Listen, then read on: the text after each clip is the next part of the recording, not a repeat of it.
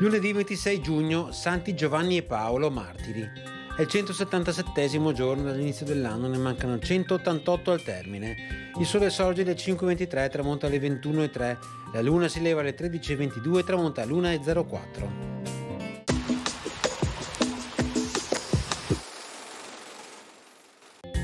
La flotta veneta blocca lo stretto di Dardanelli e i turchi, al comando di Sinan Pascià, cercano di forzare lo sbarramento. Fatte levare le ancore, il capitano generale Lorenzo Marcello muove per primo all'attacco, restando ucciso da un colpo di cannone mentre stava per abbordare una galea nemica. Lazzaro Mocenigo, ferito a un occhio, grida: "Ne basta uno per vedere la vittoria".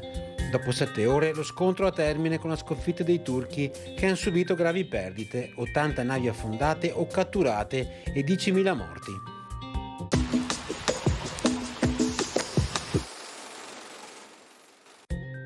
Le previsioni per domani: fino al mattino in prevalenza sereno o poco nuvoloso, dalla tarda mattinata crescenti annuvolamenti ed iniziare delle zone montane.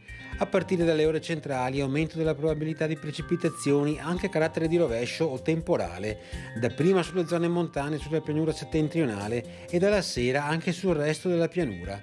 Temperature minime in aumento, massime prevalentemente in diminuzione.